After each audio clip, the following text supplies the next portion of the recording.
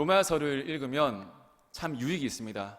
왜 유익이 있는가 하면 우리의 진짜 모습이, 우리 다들 이렇게 화장도 하고 오시고 이쁜 옷도 다 입고 오셨죠, 그죠? 근데 우리의 진짜 껍질을 다 벗긴 모습이 무엇인지를 로마서는 깨닫게 합니다. 로마서 5장의 중심 내용이 무엇인가 하면 구원받은 백성이 하나님 아버지 앞에서 이 세상 가운데서 어떠한 기쁨과 즐거움과 감사와 영광을 가지고 살아가는지를 보여주고 있습니다. 그런데 여러분 1장부터 4장까지 말씀을 쭉 보시면 내용이 많습니다. 근데 한 절로 요약하자면 이렇습니다. 로마서 3장 23절입니다. 모든 사람이 죄를 범하였음에 하나님의 영광이 이르지 못하더니, 다시 말해가지고 우리 삶 가운데 화평이 없다면, 없는 이유가 뭐냐면 우리가 건강하지 못해가지고 화평이 없는 것이 아닙니다. 우리가 물질이 없어가지고 화평하지 않은 것이 아닙니다. 우리가 외모가 부족해서 불행한 것이 아닙니다. 상황과 조건 때문에 우리가 화평을 누리지 못하는 것이 아니라, 우리가 화평을 누리지 못하는 단 한 가지 이유는 뭐냐면 우리 안에 있는 죄의 문제입니다. 우리의 죄의 문제 때문에 화평을 누리지 못합니다. 우리 이렇게 생각할 수 있거든요. 내가 조금만 건강해지면 내 삶 가운데서 참된 화평을 누릴 수 있겠다. 내가 지금보다 한 100만 원만 더 벌면 내 삶이 더 획기적으로 나아지겠다. 그리고 내 조건과 상황이 내가 싫어하는 누가 사라지고 없어지면 내 삶이 지금보다 더 화평하고 행복해질 수 있겠다.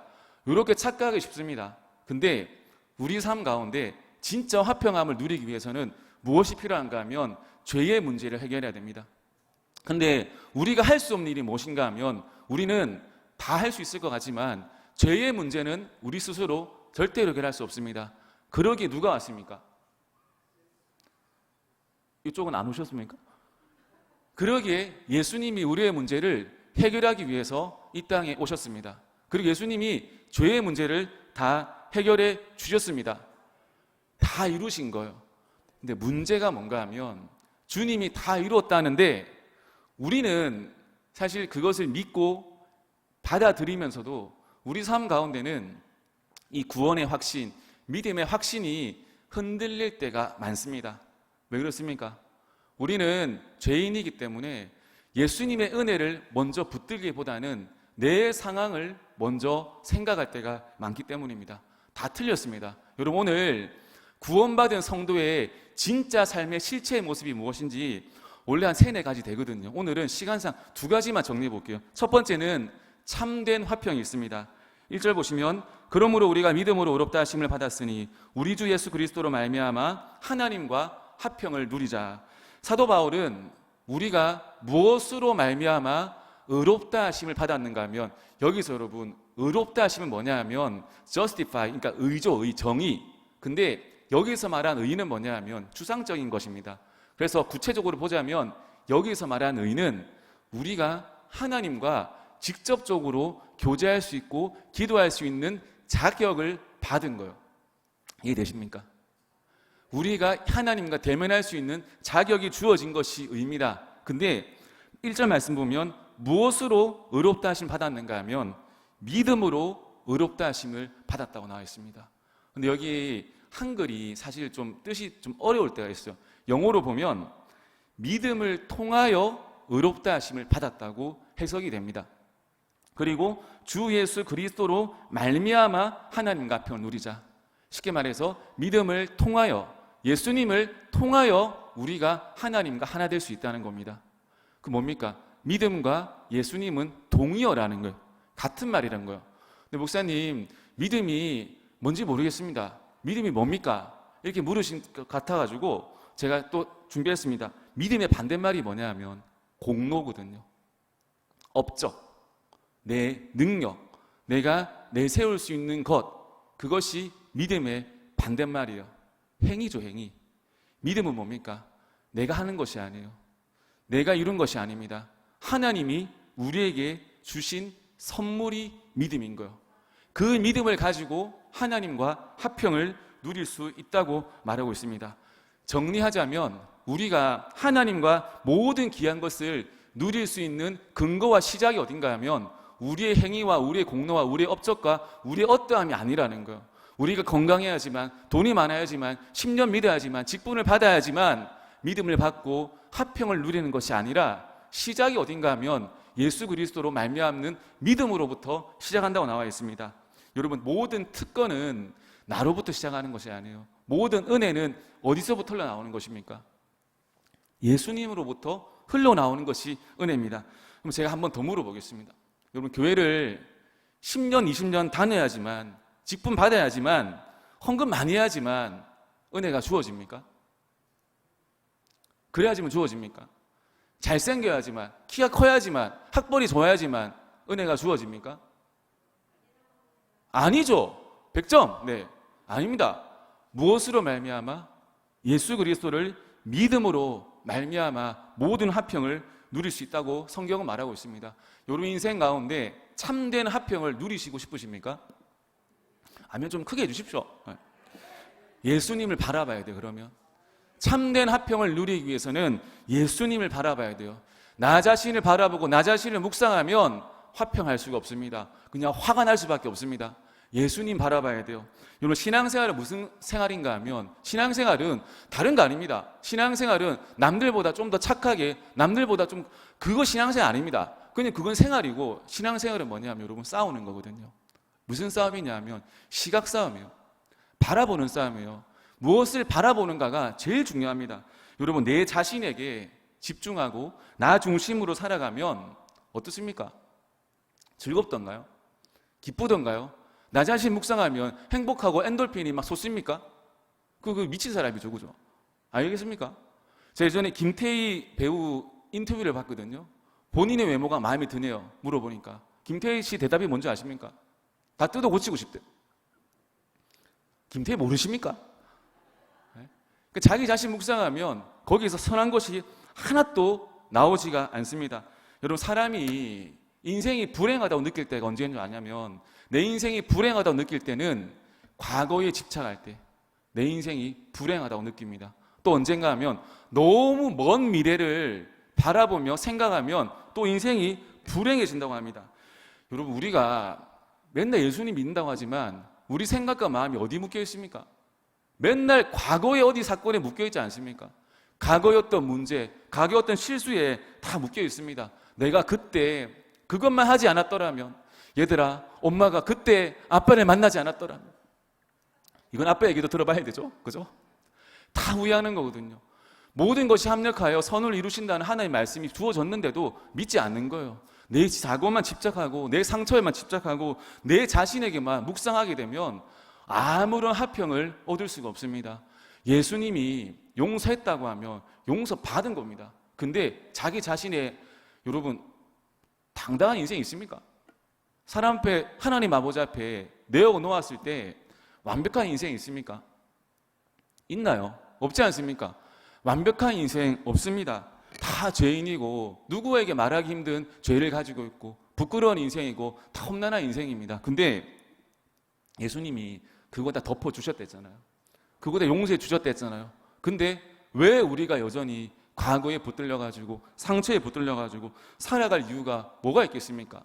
그런 사람은 예수님의 속죄를 믿지 않는 거예요. 자기 자신의 상처에 묶여있는 사람들은 겉으로는 믿는 척하지만 믿지 않는 겁니다. 예수님이 우리 과거에 지은 모든 죄, 상처, 아픔도 다 용서해 주셨고, 아멘. 모든 상처와 우리의 실수마저도 합력하여 선을 이루시는 하나님이시라는 것을 믿어야 됩니다. 진짜 현대인의 무서운 질병이 있죠. 우울증. 무서운 병입니다. 이 우울증의 뿌리가 무엇인지 아십니까? 뿌리 참 제가 한번 볼까요? 우울증은 먼저 호르몬의 변화라고 하더라고요. 우울증에 걸린 사람은 호르몬의 파괴가 일어난다고 합니다. 그러면 호르몬의 파괴는 왜 일어나는가? 혈액이 잘못된 방향으로 혈액이 진행되게 되면 그 호르몬이 변화가 된다고 합니다. 그러면 그 혈액이 왜 변화가 일어나는가? 다 뇌에서부터 시작하는데, 자기 자신의 상처의 과거에 자기 중심에 묶여 있으면 사람이 피가 변한대요. 호르몬이 변한대요. 우울질로 바뀌게 된다는 거예요. 한번 이 덫에 걸리면 아무리 긍정적인 사람도, 아무리 믿음 있는 사람도 이 덫에 걸리게 되면 힘든 일을 겪는다고 합니다.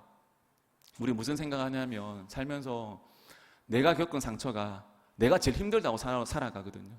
내가 받은 상처가 제일 크다고 살아가거든요. 근데 여러분, 그래서 교회 와서 말씀을 들어야 돼요. 누구 상처가 제일 큽니까? 예수님이 우리 때문에 받은 상처가 제일 크십니다. 또 아멘 안 하시네요. 이렇게 아멘 크게 해야 됩니다. 아무리 우리 상처가 크고 우리 고통이 크다 하더라도 예수님이 십자가에서 우리를 위해서 죽으신 그 고통, 대속하신 그 고통보다 저는 그 큰 고통이 없을 줄 믿습니다.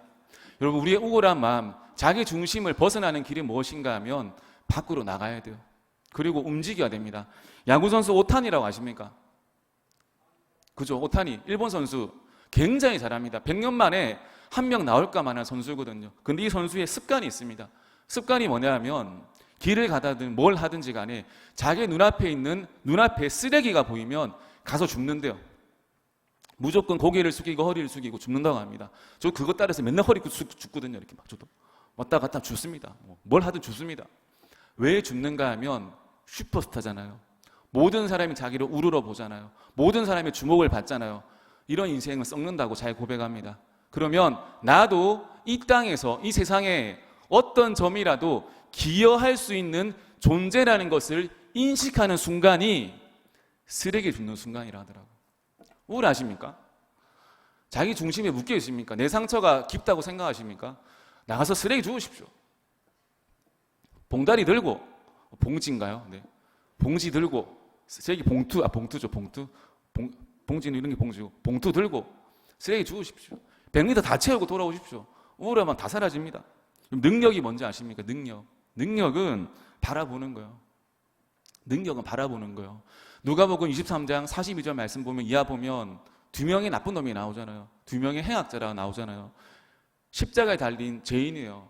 얼마나 큰 죄를 지었으면 세상에서 공인한 큰 죄를 지은 거예요. 십자가에 달렸습니다. 달렸는데 2명이 달렸는데 여기서도 인생이 갈라지더라고요. 참 인생 신기하죠, 그죠? 막판에서도 갈라지는 거예요. 마지막까지 놓을 수 없는 게 우리 인생인 거예요. 지금 다 이루었다고 우리 자만할 수 없는 거죠.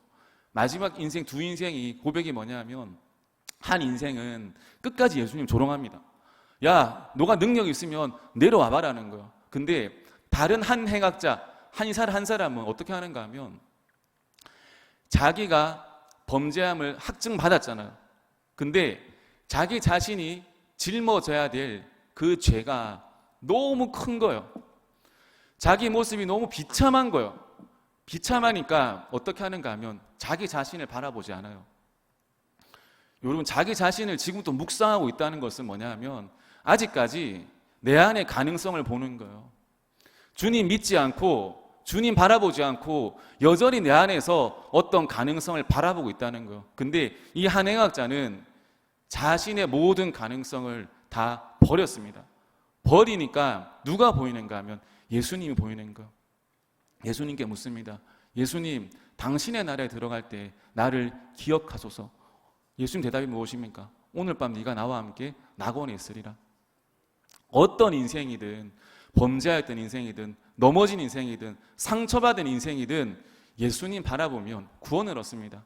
예수님 바라보면 회복함을 얻습니다. 예수님 바라보면 천국을 경험하게 됩니다. 저는 우리의 삶도 마찬가지라고 생각합니다. 믿음으로 말미암아 예수 그리스도로 말미암아 하나님과 화평을 누리시길 축복합니다. 우리 인생이 자신을 묵상하지 마시고 자신 또 자식을 묵상하지 마십시오. 약속해야 돼요, 이거. 자식, 좀 있으면 추석이잖아요. 추석 아닙니까? 내 자식이 올까? 내 며느리가 올까? 언제 올까? 첫째가 먼저 올까? 둘째가 먼저 올까?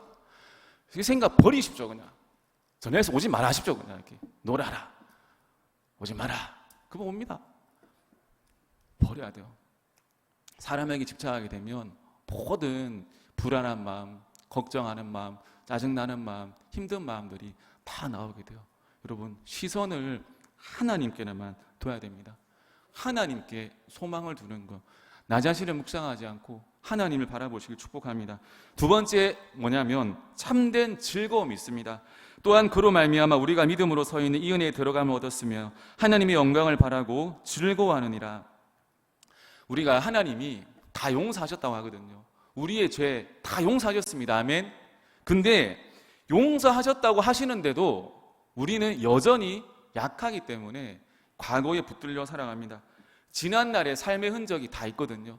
거기에 못 빠지고 계속해서 은혜를 부어줌에도 불구하고 지난날의 과거의 상처에 묶여가지고 살아가는 경우들이 너무 많습니다. 교회 오면 의도적으로 웃어야 됩니다. 교회 오면 웃어야 돼요. 헌금 내줘, 헌신하죠. 근데 왜 얼굴 찡그려요? 본전은 찾아가야 되지 않겠습니까? 아닌가요? 헌신하고 헌금 내고 할 거 다 하는데 왜 인상 쓰고 다닙니까? 우리 교회엔 그런 사람 없습니다. 없어요. 웃고 다녀야 돼요. 왜? 즐거움이 있거든요. 하나님과 교제하면 즐거움이 있습니다. 여러분, 우리 인생 가운데 상처 없는 인생이 있습니까? 상처는 설교하면서 쉽게 말하는 것 같지만 상처는 진짜 아픈 거예요. 상처 누가 다 알아주겠습니까? 예수님 말고는 사람이 위로로 다 위로되지 않습니다. 상처 힘듭니다. 더 중요한 게 뭡니까, 여러분? 상처 있어요. 근데 언제까지 자기 상처에 묶여가지고 과거에 묶여가지고 살아가겠습니까? 진짜 중요한 거는 그 상처에 빠져나와가지고 하나님의 영광의 은혜에 진입하는 거 아니겠습니까? 아닙니까? 상처에 묶이면 안 됩니다. 내 상처가 크게 보일 때가 있습니다. 내 상처가 다라고 생각될 때가 있습니다. 그때도 누굴 바라봐야 되는가? 누구 바라봐야 되겠습니까? 예수님 바라봐야 돼요. 내 문제 때문에, 내 죄 때문에, 나의 상처 때문에 돌아가신 예수님을 바라봐야 됩니다. 저는 일반화시키는 거는 나쁜 거라고 생각하거든요. 그런 거 알겠습니까, 여러분? 제가 예전에 신학교 다닐 때 신학교 얘기 되게 많이 하죠. 힘들어서 그래요. 저 신학교 3년 생활이 제일 힘들었습니다. 신학교 다닐 때 그 형님 한 명 있었어요. 신학교 형님. 이 형님이 정말 맨날 첫날 싸우시는 거. 사모님하고. 하루도 빠짐없이 싸우시는 거. 그러면 떨어져 있으니까 전화통화로 진짜 기숙사가 떠나갑니다. 막 떠나갑니다. 그러면 꼭 저에게 찾아오세요. 찾아오셔가지고 이런 말씀 꼭 해주십니다. 결혼은 미친 짓이다. 근데 여러분 서울말로 나긋나긋하게 말하면 되게 설득력 있는 거 아십니까, 여러분? 종혁, 결혼 미친 짓이야. 종혁, 네가 이 여자라고 생각할 때가 가장 위험한 순간이야. 종혁. 마귀 새끼는 아니고 그냥 마귀 친구 정도 되겠죠. 진짜. 맨날 그래. 종혁, 네가 이 순간이라고 생각할 때 그때 조심해. 이 여자라고 생각할 때 그때 너 마음을 다시 잡아. 절대 그 지옥의 문에 들어가지 마. 약한 형님이죠. 근데 그 형님이 계속해서 제가 그때 결혼 앞두고 있었거든요. 결혼 앞두고 있었거든요. 와, 이 형님은 밤마다 영적 전쟁을 펼쳤습니다. 종혁, 결혼은 미친 짓이야. 할렐루야, 아닙니다. 할렐루야, 아닙니다. 근데 묘하게 설득해서 계속 세뇌당하고 밤마다 2시간 또 3시간 동안 저는 끝까지 지켜내는 건 마음을 아니다. 아니, 저 메시지는 마귀의 메시지다. 저 메시지는 마귀의 메시지다. 주님은 가정을 만드셨다. 그렇게 견뎌냈어요. 여러분, 여수 오기 전에 저기 본가에서 방에서 막 띵가띵가 놀고 있는데 전화가 왔어요. 그 형님한테. 한 몇 년 만에. 종혁, 요새 어떻게 지내, 종혁? 아, 형 좀 잘 지내줘. 종혁, 주변에 괜찮은 여자 있어? 나쁜 놈이죠, 나쁜 놈. 그 형이 회장이고 제가 부회장이었거든요, 학교. 사실 그분만 그렇겠습니까? 우리 인생에도 다 있거든요. 일반화시키고 트라우마가 있거든요. 근데 중요한 거는 극복할 수 있습니다. 시간이 지나고 상황이 바뀌고 주님 은혜 주시면 그 상처도 우리가 일반화시켰던 그 문제도 다 변화될 수 있습니다. 또 한 가지, 여러분 시험 많이 치시죠? 학생들도 한이도 있고 한데 뭐 시험 한번 쳤다고 떨어졌다고, 그죠? 나는 안 될 놈이야. 나는 버려진 놈이야. 안 돼? 뭐가 안 됩니까? 뭐. 그죠? 여러분 뭐가 안 돼요? 그죠? 시험 한번 떨어질 수도 있는 거지. 떨어지면 내가 할 게 아니라고 생각하면 되거든요. 편하게 생각하면 됩니다. 한 학년 더 해라고 하면 한 학년 더 하면 됩니다. 그렇지 않습니까? 근데 요즘 젊은이들 멘탈이 그게 아니라 하더라고요. 한번 떨어지면 한 2달, 3달 좌절한다 하더라고요. 좌절 왜 합니까? 좌절, 쓸데없는 좌절을, 그죠? 왜 합니까? 시험 한 번 떨어지면 엄마한테 조용히 말해요. 엄마 나 200만 땡겨줘. 나 힐링하게 유럽 한번 갔다 와 또 한 번 시험 치든가 아니면 또 다른 일을 하든가 하면 되지. 그 쓸데없는 좌절의 길에 빠져가지고 인생 소모하고 부모님 힘들게 하고 친구도 힘들게 하고 자기 자신도 힘들고. 이 모든 감정의 뿌리가 여러분 어디 있는 줄 아십니까? 자기 자신이 중심인 거예요. 자기 자신이 중심인 거예요. 자기 자신이 왕인 거예요. 자기 자신이 우상숭배하고 있는 겁니다. 이 우상숭배 뿌리를 뽑아야 됩니다. 2절 보시면 또한 그로 말미암아 우리가 믿음으로 서 있는 이 은혜에 들어갈 얻었으며 하나님의 영광을 바라고 즐거워하느니라. 내 경험으로는 여러분, 내 지식으로는 이 세상 사랑할 수가 없습니다. 견딜 수가 없어요. 근데 누구로 말미암아, 누구를 기준으로 사도 바울은 무엇이라 말합니까? 예수님으로 말미암아 이 서 있는 은혜에 들어감을 얻었다고 말하고 있습니다. 여러분, 신앙생활은 나로부터 시작하는 것이 아닙니다. 그 노래 바꾸고 싶어요, 사실. 나로부터 시작하는 거 아니에요. 나로부터 시작하고 나 종교죠. 신앙생활은 주님으로부터 시작하는 거예요. 주님으로부터 시작하는 거예요. 모든 선함과 은혜와 모든 복과 모든 귀한 것이 나로부터 시작하면 한계가 있거든요. 제한이 있잖아요. 하나님으로부터 시작하는 거. 여러분, 성령 하나님이 계십니다. 우리가 누리기 위해서는 그 존재를 인식해야 되거든요. 인식하면서부터 시작되거든요. 하나님이 계신다. 나를 도우시는 주님이 계신다. 거기서부터 시작하는 거. 나를 사랑하시는 주님이 계신다. 내가 주님을 사랑하면 여기서 시작하는 것이 아니라 하나님 나를 사랑하신다. 하나님이 나를 인도하신다. 하나님 나를 이끌어 나가신다. 여기서부터 시작하는 것이 신앙입니다. 시각의 체인지가 일어나야 돼요. 제가 며칠 전에 큐티 하는데 저는 큐티 5종류 합니다. 자극 좀 들으려고 하는 말이에요. 이렇게 민수기 10장 큐티를 하는데 하나님 이스라엘 백성에게 하나님의 성물을 만들라고 명령하십니다. 그게 뭐냐 하면 은나팔 둘을 만들라고 말씀하시거든요. 근데 은나팔 둘을 만드는데 굳이 성경은 기록하기로 두들겨 만들라고 말씀하십니다. 은나팔 2개를 만들어야 하는데 어떻게 만드냐 하면 두들겨서 만들라고 합니다. 과학 시간에 공부도 해보셨죠? 경도라고 아시죠? 여수에 있는 섬이 아닙니다. 경도가 뭐냐 하면 은을 두들기려면 은보다 더 강한 것으로 때려야 될까요? 더 약한 것으로 때려야 될까요? 그죠? 더 강한 것으로 은을 때려야지 은이 두들겨집니다. 우리 인생도 저는 마찬가지라고 생각하거든요. 우리 살면서 나보다 어떤 강한 존재가, 어떤 강한 사건이 내가 감당하지 못하는 그 상황들이 나를 두드릴 때가 있어요. 나를 힘들게 할 때가 있어요. 어떤 사람이, 어떤 순간들이, 어떤 어려움이 나를 두들길 때가 있어요. 그럼 우리 이렇게 생각하거든요.